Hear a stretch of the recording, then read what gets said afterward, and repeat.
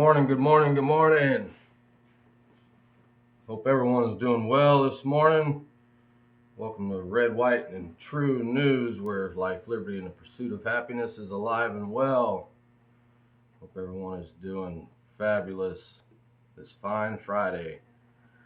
Hey, I wanted to cover something that's making a lot of noise in the last day. It was just breaking yesterday about this video that these Democrat lawmakers came out with about advising our military and CIA officers to defy unlawful orders directed by the president, of which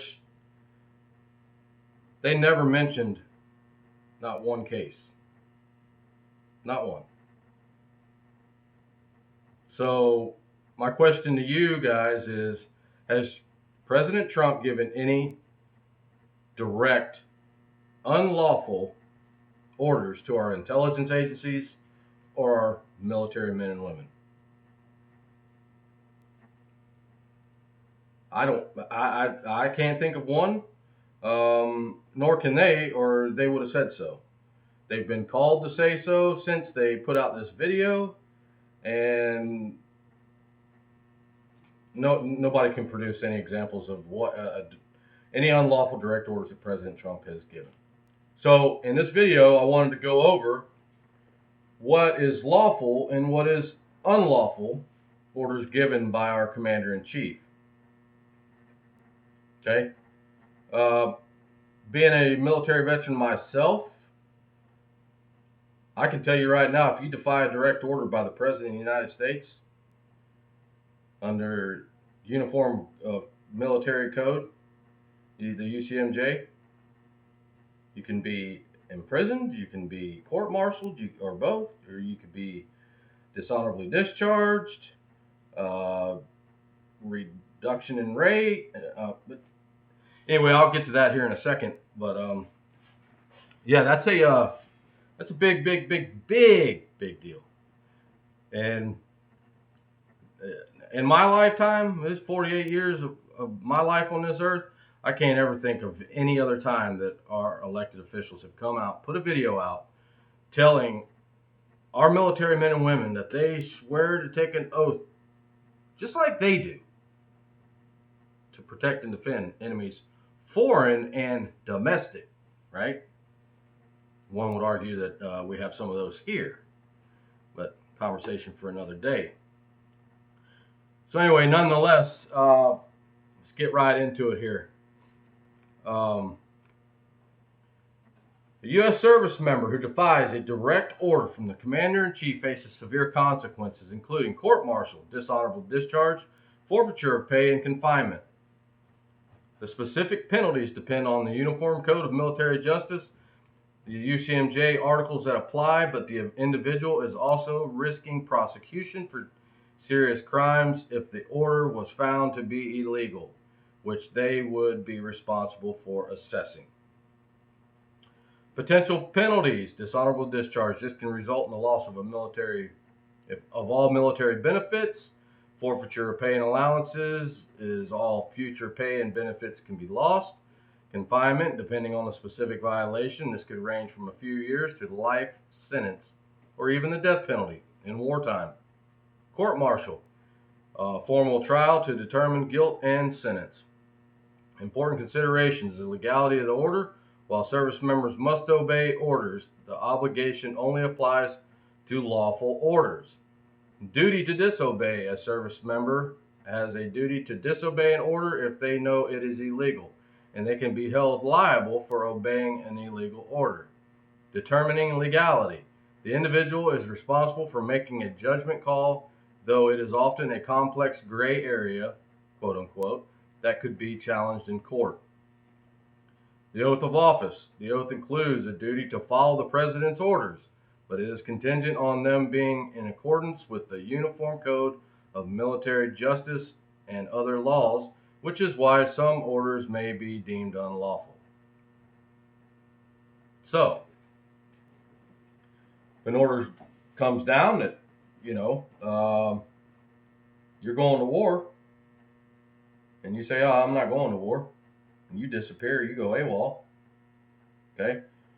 Or order comes down that you're in a guard unit and you're going to go protect the Capitol building. You decide you don't want to do that, well, yeah, you're in hot water. So let's get to Article 92, failure to obey an order from the president. Article 92 defines disobeying a direct order as 3 types of federal article offenses: violations or failures to obey lawful general orders or regulations, failures to obey other lawful orders, and dereliction of duty. Article 92 charges are common in many prosecutions. It does not take very much effort for the government to find an allegation under Article 92 in most cases. For charges relating to violating or failing to obey lawful general orders or regulations, most criminal defenses will focus on defects in the regulation. That particular provision does not require that the accused have specific knowledge of the order or regulation. In that regard, one of the only areas of the attack is usually to attack defects in the regulation.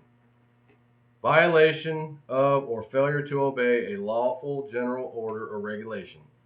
That there was in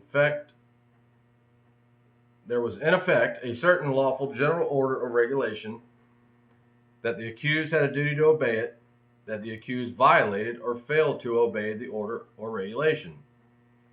Failure to obey other lawful orders, that a member of the armed forces issued a certain lawful order, that the accused had knowledge of the order, that the accused had a duty to obey the order, or that the accused failed to obey the order. And then dereliction in performance of duties, that the accused had certain duties, that the accused knew or reasonably should have known of the duties, that the accused was willfully, through neglect or culpability, inefficiency. Through neglect or a culpable inefficiency. Okay, derelict in the performance of those duties. As a threshold matter, the regulation must apply to the accused and prohibit the conduct that the accused is alleged to have performed. In many cases, the order or regulation is intended to provide guidance. The regulation should specifically state that it is punitive. Counsel should note that the specifications may be defective if it fails to specify the proper regulation, or that the order is a general order. Counsel should also be careful to investigate whether any exceptions to the order or regulation exist. So, it takes us to, what is y'all's opinions on what treason means? Leave us a comment. What do you think treason means? Or would these lawmakers be guilty of treason? I'm asking you. What are y'all's opinions? Okay. Treason, the crime of betraying one's country, especially by attempting to kill the sovereign or overthrow the government. So, in your opinion, would this be a attempted coup? Would it be maybe sedition? Incited insurrection? I mean, there's a broad. This ain't good. This is not going to go away. I mean, there's already other lawmakers that are calling for these people's heads. I mean, they're saying they need to be arrested and thrown in jail. Others are saying they need to be drug up to Capitol Hill and they need to, vouch for what came out of their mouth. Here, sedition is the illegal act of inciting rebellion or resistance against the government. It can include subversive actions against a constitution and stirring up discontent towards established authority. I don't know. It's I know what it sounds like to me. Certainly sounds like sedition. But you know, in this country, we're all innocent until proven guilty. But these people need to be held to account for. There's got to, folks. There's got to be accountability for people in this country that are lawmakers and they're elected officials. They got to start somewhere because this stuff is never going to stop, y'all. They do things like this because they know they're not going to be held accountable. It's just, I mean, okay. So, examples of potentially unlawful presidential orders include attempts to, quote, impound or withhold funds appropriated by Congress, orders that violate the Constitution or existing laws, and directives that defy court rulings. Historically, orders that exceed the president's legal authority, such as President Nixon's attempt to withhold appropriated funds and President Clinton's order on strikebreakers, have been challenged and struck down by courts. Other controversial orders, like Franklin Roosevelt's 1942 order leading to the detention of Japanese Americans, or President Truman's 1952 order to seize the steel industry, illustrate other areas where presidential actions have faced significant legal and ethical debate. So, the impoundment of funds. Presidents have been prevented from withholding funds that Congress has appropriated. Under President Nixon, was repeatedly blocked by courts from withholding funds and for programs he disliked. President Trump faced challenges to his orders that sought to freeze funding for various initiatives, orders that exceed presidential authority. Courts have struck down executive orders that exceeded the scope of the president's authority. President Clinton, an appeals court, struck down his order that barred government contracts with businesses that hired strikebreakers. President Trump faced questions about defying a Supreme Court ruling regarding a wrongly deported individual. Okay. Now, I don't see where any of this would or did involve our government defying a direct order. I'm just giving you examples of what could be, you know, maybe if Trump or Roosevelt or Truman or anybody ordered the military to Capitol Hill, maybe to protect him during these votes for these funds or something like that, and they said, no, we ain't going up there. You know, that could be an example. So, something to think about, y'all. Something to think about. Because these 5 or 6 people that were on that video, Robert Kelly, the astronaut, Jim Kelly. No, he was a quarterback for the Buffalo Bills. Dadgummit. His wife, Gabby Giffords, was shot in the face when she was a congresswoman for the state of Arizona. Dadgummit, it's on the end of my tongue. But no, so anyway, Alyssa Slotkin from Michigan, she's like a freshman congresswoman.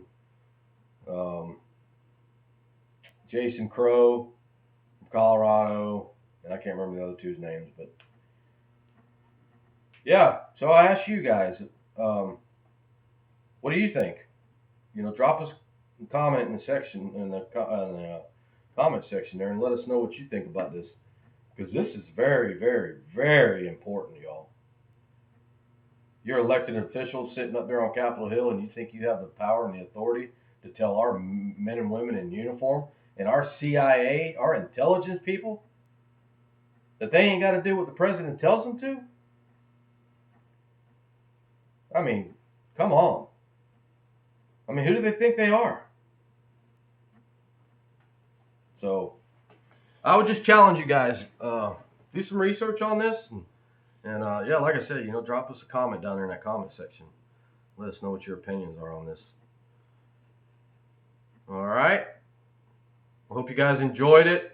It's a little shorter than normal, but I definitely wanted to get this out to everyone, make you aware of what is going on. So,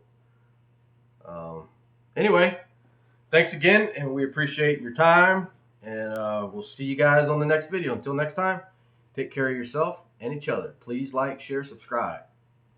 Thanks so much. God bless you all.